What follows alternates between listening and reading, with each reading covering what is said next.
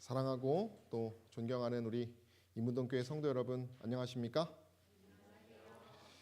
저는 오늘의 대답, 내일의 기쁨이라는 제목으로 함께 하나님의 말씀을 나누고자 합니다.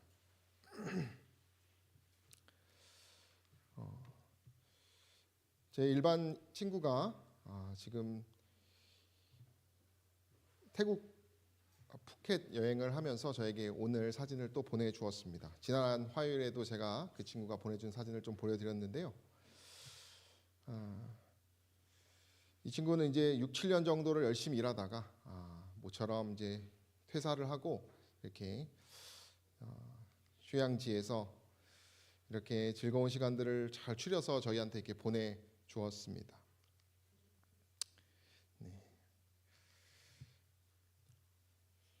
예전에 저희가 제 처와 그리고 이 친구하고 또 다른 친구가 같이 갔던 곳이에요. 근데 이 친구가 또 그것을 간 것입니다.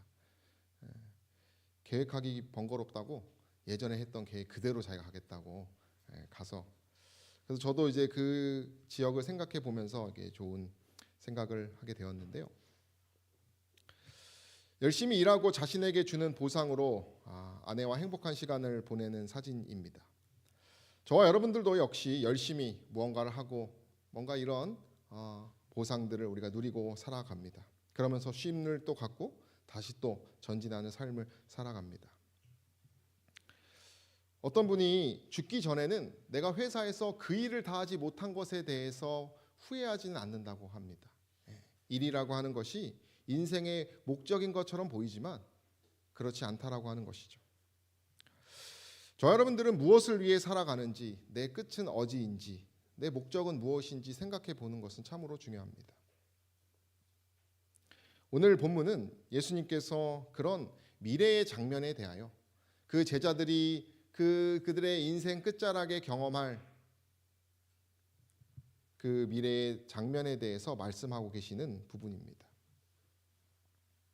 오늘 이 말씀을 통하여 저 여러분들이 정말 오늘 확실하게 믿음의 대답을 하시고 내일의 큰 기쁨으로 행복을 누리시는 저 여러분 되시기를 간절히 소망합니다. 오늘 본문은 누가복음 12장에 기록되어 있는 예수님의 비유입니다.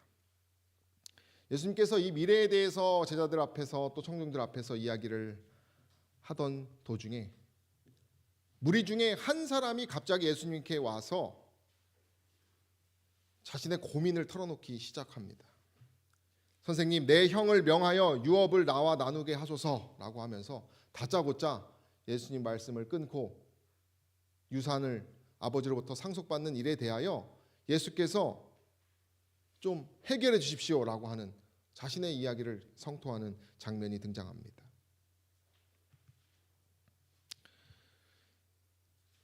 모세 시대부터 내려왔던 것은 장자가 2배를 더 가져가고요. 그러니까 3분의 3개라면 3분의 2는 장자가 가져가고 나머지 3분의 1을 이제 그 다음 자녀가 가져가는 그러한 유산 분배의 법칙이 있었습니다. 근데 이 동생은 자기가 받을 몫을 형이 가져갔다고 생각해서 그런 고민 끝에 열심히 그걸 가져가려고 했지만 실패했어요. 그러고 나서 상심 중에 있던 도중에 예수님께서 무언가 힘있고 미래에 대한 말씀을 하시는 이야기를 들으면서 이 동생이 갑자기 기대를 하기 시작한 것입니다. 저렇게 힘있는 예수님께서 형을 견책하면 형이 뭐 할 것이다? 내가 실패했던 그 일을 능히 이겨내셔서 그 유업을 내 몫을 더 가져오실 분이구나 라는 생각을 가지고 그 동생이 예수님 앞에 선 것입니다.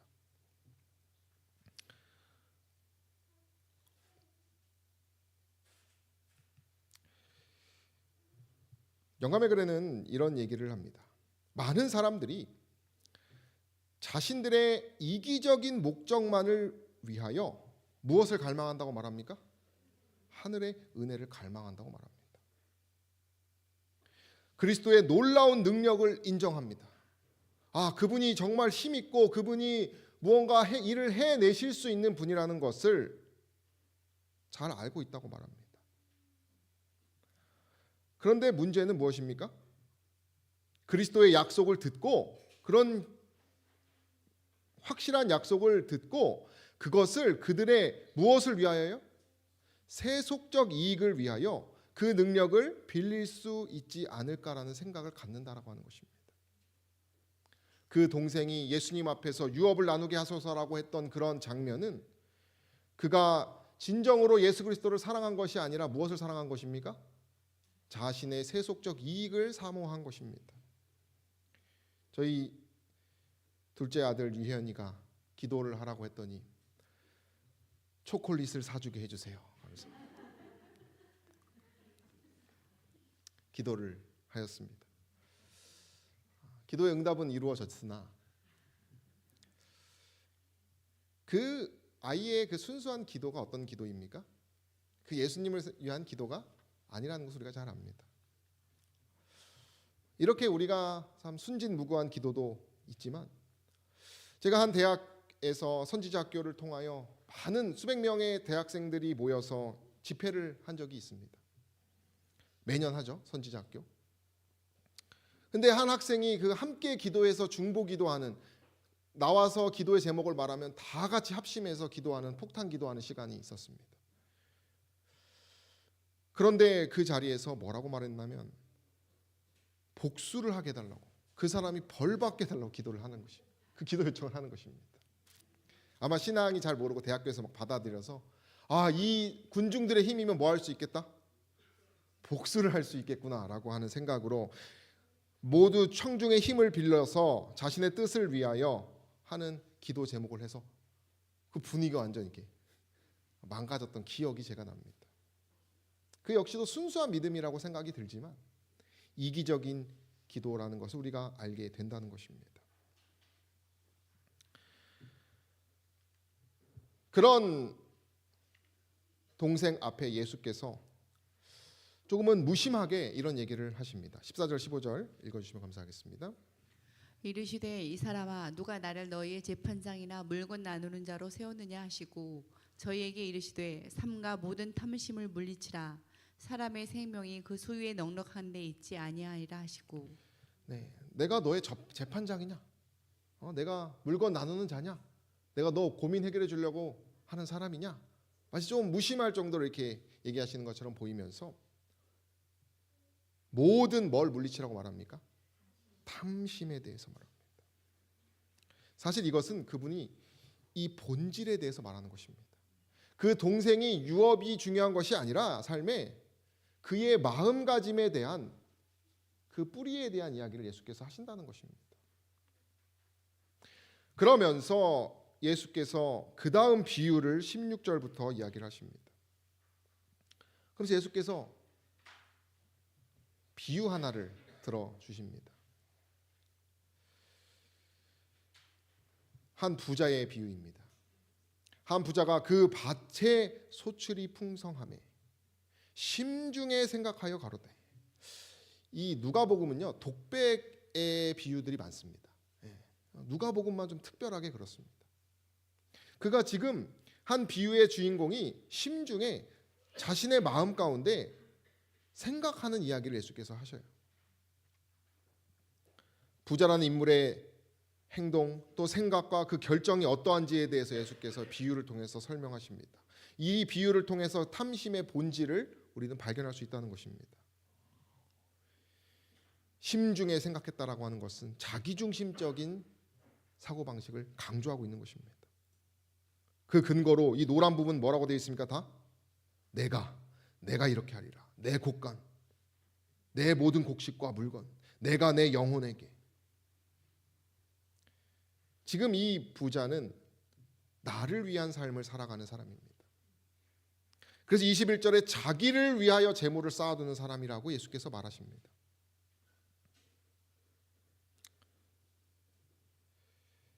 탐심이라고 하는 것이 무엇이에요? 나를 위한 삶이라는 것이죠. 제가 노후를 대비하는 7가지 내용, 이렇게 노후라는 것은 어떻게 보면 인생의 정말 황혼기 아닙니까? 그죠? 정말 중요한 매듭을 짓는 그런 상황인데 그 7가지의 그 내용들을 살펴보니까요 다 자기를 위한 것이에요. 내가 어떻게 하면 행복하게 사는가. 예수님의 방식은 나와 있지 않고 그것만 하다가는 세월이 다 가겠어요. 제가 보니까 숙제가 되게 많더라고요. 이 그림을 보시면 이 존 버년의 철로 역정에 나오는 그림을 19세기에 한 사람이 이렇게 석판화로 그린 것입니다. 뉴욕 국립도서관에 있다라고 하는 그림인데요. 이 그림 사람은 지금 뭘 보고 있습니까? 그의 시선은 이 쇠곡갱이, 쇠스랑을 바라보고 있습니다. 그의 온 집중은 뭘 향해 있습니까? 이 땅을 향해 있습니다. 그런데 하나님께서 보낸 천사는 지금 뭘 들고 있어요? 면류관을 들고 있습니다. 하나님께서는 이 자가 뭘 보기를 원하셔요? 고개를 들어서 그 하늘의 면류관, 그가 받을 이 면류관을 바라보기를 원하십니다. 그러나 이 사람은 계속 마음의 염려와 근심으로 뭘 바라보고 있는 것입니까? 땅의 그 쟁기를 바라보고 있다는 것입니다.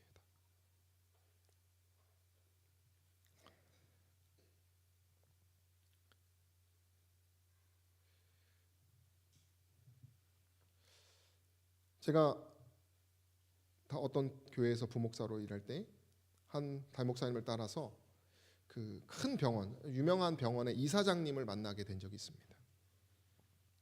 근데 그분이 이제 저희와 뭐 1시간 정도 넘게 이야기를 하셨는데 불쾌한 이야기를 꺼내셔요. 아마 우리 보고 들으라는 얘기였어요.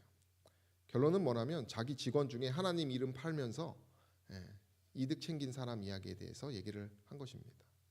그러면서 하나님 이름 팔지나 말지 라고 하면서 저희에게 위선적인 어떤 삶의 모습을, 그리스도인의 모습을 이야기하는 것을 보았습니다. 세속적 이익을 생각하며 그저 하나님은 뭐예요? 도구인 것이죠.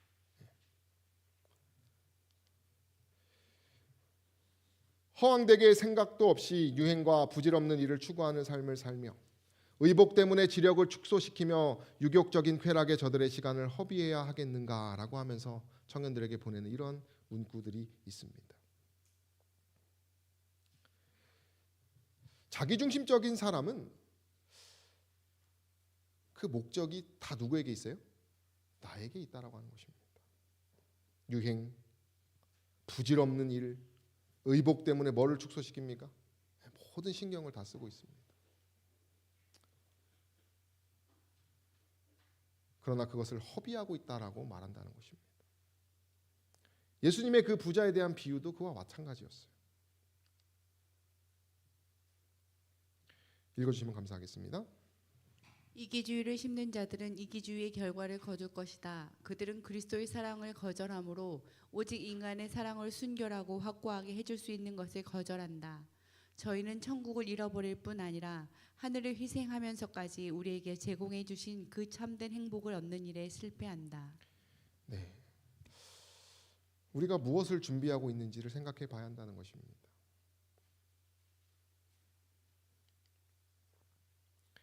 영감의 글에 보면 그 형과의 유업을 나누게 하소서라고 했던 그 동생의 마음가짐에 대해서 이렇게 얘기합니다. 자신의 안락만을 생각했다. 이 사람의 목적은 도살될 짐승의 삶의 목적보다 나은 것이 없었다. 이렇게 말합니다. 그는 마치 하나님도 없고 천국도 없고 내세도 없는 것처럼 살았고 그가 가진 모든 것은 다 자기의 것이며 하나님께나 사람에게 아무런 빚도 지지 않은 것처럼 생각했다. 이렇게 말합니다. 오직 자신만을 위해서 계획하고 살았다고 말합니다. 그래서 즐기고 자기의 수고의 열매를 축적시키는 것 외에는 아무것도 할 필요가 없다라고 생각했던 사람이라는 것이죠.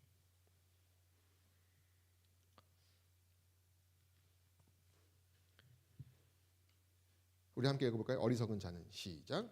어리석은 자는 그 마음에 이르기를 하나님이 없다 하도다. 우리가 그 동생의 모습을 보면 그는 큰 죄를 지은 사람이 아닙니다. 그럼 그가 가만 보면 어떤 남들에게 손가락질 받을 만한 어떤 그런 죄를 지은 사람이 아니에요. 그가 놓친 것은 딱 하나입니다. 뭐가 없다고 하는 것이에요? 심중엔 사실은 하나님이 없다고 생각하는 것입니다. 그의 삶은 아마 세상에서는 칭찬받을 만한 성실한 삶을 살았을 것입니다. 그러나 그의 심중에는 하나님이 없음을 스스로 증명하는 그런 이야기를 예수께서 우리에게 알려주시고 계신다는 사실이에요.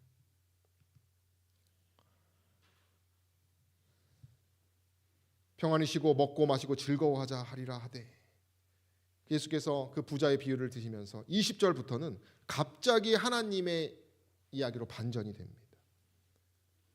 여기 대라고 하는 헬라어는 이제 그러나 이러면서 이제 반전하는 문장이 시작되는 구절이에요. 그러한 탐심에 대하여 누가는 반전된 말로 우리를 이게 이야기하고 있습니다. 우리 20절부터 함께 읽으면 감사하겠습니다. 하나님은 시작. 하나님은 이르시되 어리석은 자여 오늘 밤에 내 영혼을 도로 찾으리니 그러면 내 예비한 것이 네 것이 되겠느냐 하셨으니 자기를 위하여 재물을 쌓아두고 하나님께 대하여 부여치 못한 자가 이와 같으니라.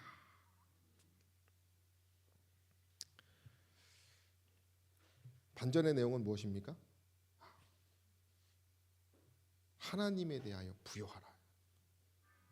어리석음을 지적하고 있는 하나님을 생각하며 그분에게 부여하라는 이야기를 한다는 것이에요. 여기서 보면 하나님은요, 어떻게든 되돌리려고 하는 그런 마음이 이 본문에 묻어져 있습니다. 그것이 바로 질문이에요. 오늘 밤에 내 영혼을 도로 찾으리니 그러면 내 예비한 것이 네 것이 되겠느냐. 강제로 하시는 것이 아니에요. 그 양심의, 그 마음의 소리에 집중하시는 것입니다. 한 청년이 그럽니다. 목사님, 강제로 하면요 애들이 뒤에서 몰래 할 거예요. 자기 얘기인가 봐요. 강제로 하는 것은요 반짝하는 것입니다. 배추 심는 것과 같은 것입니다. 그 순간에는 잠깐 하지만 뭐 하는 것이에요? 오래가지 못하는 것이에요. 예수께서 스스로 답을 찾게 하는 방식으로 질문을 던지신다라고 하는 것입니다. 네 것이 되겠느냐? 생각해 보라는 것입니다. 지금 저와 여러분들에게도 생각해 보라고 하는 것입니다. 지금 우리의 생명을 가져가게 된다면 우리가 애쓰고 힘쓰고 있던 것들이 누구 것이 되겠느냐 생각해 보라고 하는 것이에요.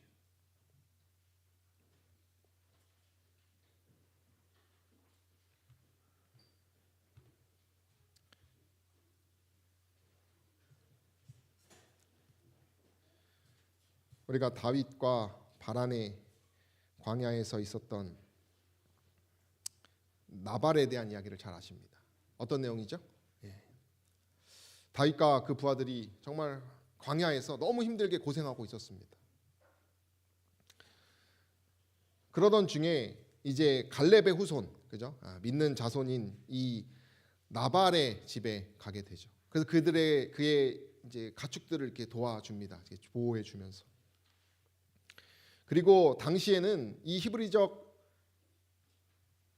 의무에는 손님들을 후히 대접하는 시기가 있어서 손님을 오면 잘 대접해야 되는 그런 의무를 봉사를 하고 있었습니다. 다윗과 그 부하들이 식량이 매우 궁색한 상황에서 누구를 찾아간 것입니까? 이 갈렙의 후손 나발을 찾아간 것입니다. 그래서 이제 부하들을 보냈어요. 사실은 그 나발의 것을 강제로 취할 수도 있었지만 정직한 마음으로 취하지 않고 친절을 베풀고 그냥 나발에게 정중하게 가서 이제 먹을 것과 이제 입을 것을 이제 잠자리를 요청하는 상황 가운데 이 나발이 뭐 하게 됩니까? 내가 어찌 내 떡과 물과 내 양털 깎는 자를 위하여, 여기도 무슨 정신이 있어요? 내 것이 있어요.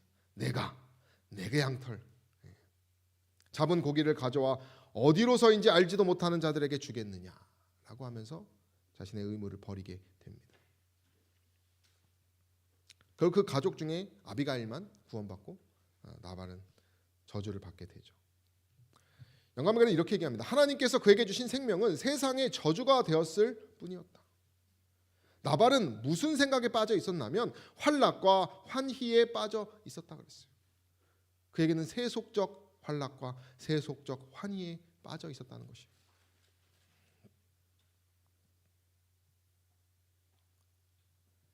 이 비유에서 부자에게 말씀하신 바와 같이 이 나발에게 오늘 밤에 내 영혼을 찾으리라고 하나님께서 명령하셨다고 말합니다. 결국 나발은요 두려움에 떨다가 10일 만에 죽었다고 말을 해요. 이 경고를 듣고.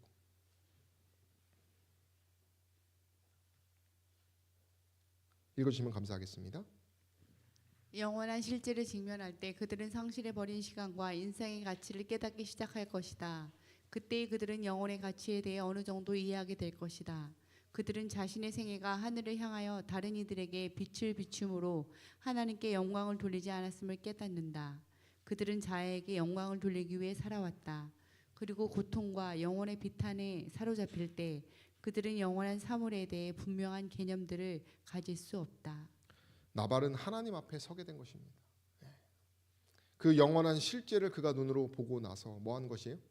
자신이 상실해버린 모든 것과 자신이 하나님께 영광 돌리지 않은 그 민낯이 완전히 드러난 것이에요. 그러나 슬프게도 그는 깨닫지 못하여 흙으로 돌아가게 됩니다. 예수께서 이 죽음에 대해서 그 마지막 때와 같은 것이 우리가 이 땅에서 경험할 수 있는 것은 죽음인 것 같습니다. 그죠? 이 죽음이라고 하는 것은 우리 모두가 다 뭐 할 수 있는 것이에요? 경험할 수 있는 것입니다. 우리의 영혼을 찾으리니. 이 비유는 각 시대에 적용되는 진리라고 말합니다. 그대는 자신의 유익만을 위하여 계획을 세울 수 있고 재물을 쌓을 수도 있고 고대 바벨론의 건축가들처럼 크고 굉장한 집을 지을 수도 있으나 죽음의 사자를 막아낼 만큼 높은 성벽이나 견고한 문을 세울 수는 없다라고 말한다는 것이에요. 저 여러분들은 오늘 이 시간 생각해 봐야 한다는 것입니다. 우리가 이 죽음의 사자의 앞에서 어떤 결과를 치룰지. 14세기에 참 성자라고 불리는 캠피스라고 하는 분이 이런 말을 했습니다. 읽어주시면 감사하겠습니다. 그대가 죽는다면 누가 그대를 기억할 것이며 누가 그대를 위하여 기도할까? 사랑하는 이여 행동하라. 무엇을 할 수 있든 간에 그것을 즉시 실행하라. 왜냐하면 그대는 자신이 언제 죽을지 또는 죽은 후에 그대에게 무슨 일이 일어날지 전혀 알지 못하기 때문이다. 이제 서둘러서 그대 자신을 위해 영원한 부를 축적하라. 영원한 부. 우리가 이것에 마음을 쏟는 저 여러분 되시기를 간절히 소망합니다. 우리의 인생은 너무나 엄숙합니다. 일시적이고 세속적인 끝이 있는 그러한 것에 우리의 그 영원한 하늘의 사물을 비교해 보면 우리의 인생이 너무나 엄숙하다라고 하는 것이.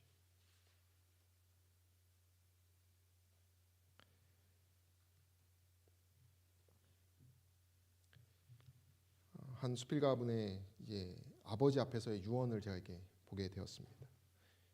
허숭실이라는 분인데요. 이분이 이제 아버님께서 이제 암 투병을 하시는 가운데에 결국에는 이제 유언을 남기실 때 이런 말을 하셨다는 것입니다.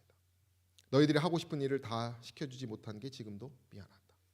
그러면 인간이 그 죽음 앞에서 뭐 하게 돼요? 정직하게 되는 것입니다. 그러면서 유언으로 뭐라고 말합니까? 베풀어야 할 때는 절대 놓치지 말고 사랑을 나누라 라고 말했다는 것이. 나를 채운다는 것은 나를 위해서 하는 것이 뭐 한다는 것이에요? 죽기 전에는 그것이 큰 가치가 없다는 것을 이 아버지는 느끼고 자녀들에게 정말 살 길에 대해서 말해 주었다는 것이에요. 그러면서 참된 효행에 대해서도 가르쳐 주셨다고 합니다. 참된 효행이 무엇이냐? 호사스러운 의복에 맛있는 음식의 공개와 여행을 보내드리는 어떤 그런 눈에 보이는 화려한 세상의 것으로 부모님께 드리는 것이 아니라고 아버지께서 말했다는 것이에요. 그런 가시적인 것보다 뭐가 더 중요하다고 말을 해요? 부모의 마음을 헤아려 그분이 진짜 원하는 것을 하는 것이 효행이라고 말을 한다는 것이에요. 이것이 부모님께 행복할 것이야 라고 해서 부모님께 하는 것이 아니라 그 부모님이 원하는 바를 뭐 하는 것이에요? 드리는 것이. 그리고는 손자들에게는 선행이라는 글을 써주었다고요. 그리고 말이 많으면 실수가 따르기 마련이니 될수록 말을 적게 하라고. 품행에 대하여 이제 유언하는 아버지의 모습을 보게 됩니다. 하나님께서 하나님에 대하여 부요한 사람은요, 이수필 가문의 아버지가 한 말하고 똑같은 것입니다. 나를 위해서 하는 것이 아닌 것이죠.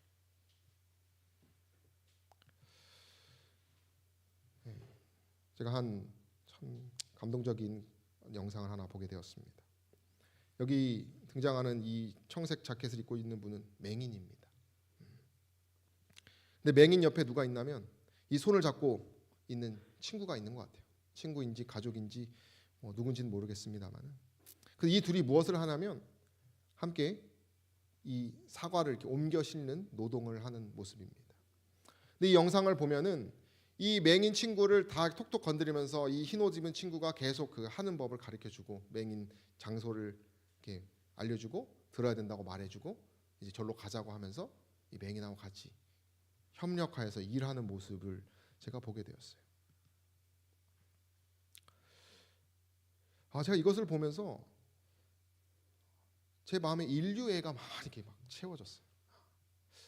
부끄러운 것도 있고, 이분은 도대체 무슨 마음으로 이렇게 하나님의 그 부요에 참여하고 있을까? 영감의 글에는 이렇게 얘기합니다. 지금은 일해야 할 때이다. 만일 우리가 하나님의 자녀라면 세상에 살고 있는 한 그분께서는 우리에게 우리의 일을 주실 것이다. 이렇게 말합니다. 저 여러분들에게는 반드시 하나님께서 원하시는 바가 있습니다. 작은 것이든 큰 것이든 우리는 그 앞에서 핑계댈 수가 없어요. 우리는 미완성의 사업이 남아있는 한 아무것도 할 것이 없다고 결코 말할 수 없다라고 말합니다. 그래서 우리가 그 종국에는 그 일을 우리가 태만히한 것을 알게 될 것이라고 이렇게 말한다는 것이에요.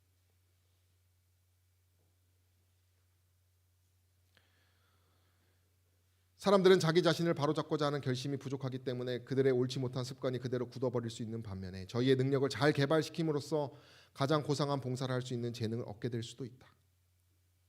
그리하여 저희는 사회의 요구에 따라 어떤 곳, 어떤 장소에 있게 될 것이며 그들의 실력은 사람들의 평가를 받게 될 것이다. 이렇게 말합니다. 저 여러분들은 이 삶에서도 우리의 인생에서도 평가를 받으며 살아갈 것입니다. 제 한 친구가 3월 달에 저에게 한 이야기를 했습니다. 학술적 지식, 믿음의 양식은 와닿지 않는다. 이 친구는 그냥 서울에 있는 대학교를 나오고 일반 직장인으로 아까 저에게 사진을 보내주었던 친구입니다. 그러면서 무슨 얘기를 하냐면 신앙이 자기가 생각하기에는 자본주의 안에 있다고 하는 것입니다. 그러면서 오늘날 AI로 직업군을 잃는 그 모습을 자기가 보고 있으니까 자기 미래에 자기 자녀들의 일할 것들이 다 뺏기는 느낌이라고 들면서 이게 그 마음의 각박함을 이 친구가 느낀 거예요. 그러면서 이제 이러한 사람이 일할 수 있는 그 터를 위협받고 있는 상황에서 종교는 학술적 지식, 마음의 양식을 전할 것이 아니라 진짜 힘든 사람들을 위해서 선한 영향력을 베풀어야 된다 하면서 저한테 얘기를 하는 것입니다. 이 친구가 그런 생각을 하게 된 계기는 무엇이냐면 당시 영남 지방의 산불 피해를 대놓고 찾아가서 유명한 사람들이 선한 영향력을 끼치는 모습을 보면서 막 돈다발을 주기도 하고요, 그죠? 집을 사주기도 하고요. 그런 모습을 그 친구가 보면서 신이 뭔지는 몰라도 나는 그런 사람들을 보면서 인류애를 느낀다고 하면서 저에게 말을 해주는 것입니다.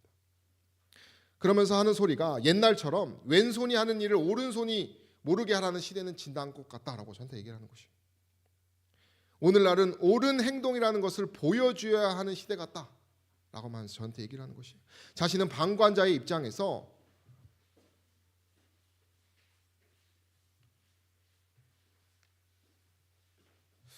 이런 이야기를 한다 하면서 저한테 그런 이야기를 해주더라고요.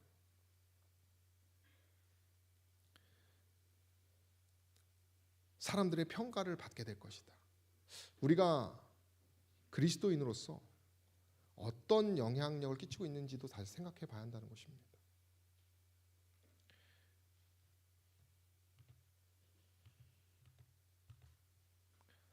영감의 글은 이렇게 얘기합니다. 그대의 일은 기도로 끝나는 것이 아니라고 말합니다. 기도에 응답해야 한다고 말합니다. 스스로 할 수 없는 것은 주님께서 그대들을 위하여 행하시도록 떠맡기라고 말합니다. 우리가 할 수 없는 것은 하나님께 울부짖으면서 하나님이 나를 통해서 하실 수 있도록 하라고 하는 것이에요. 원수가 그대를 시험에 빠뜨리는 일이 없도록 그대의 말과 행실에 아무리 주의해도 지나치지 않다고 하면서 우리의 모든 말과 행실을 온전히 하라고 이야기하고 있어요. 뿐만 아니라 어떤 이들은 주님의 사업을 위해 금전만 바치면 그것으로서 저희가 해야 할 본분을 다했다고 생각한다 라고 말한다는 것이. 그러나 금전을 바치는 것만으로는 이 일을 대신할 수 없다고 얘기합니다. 주를 위하여 개인적으로 봉사하라고 말한다는 것이. 귀중한 시간을 헛되이 보내지 말고 잘 쓰라고 말합니다. 우리의 모든 것을 다 뭐 하라는 것이에요? 드리라고 하는 것이에요. 저 여러분들은 어떤 신앙을 하고 계십니까? 우리는 어디서 만족하고 있습니까?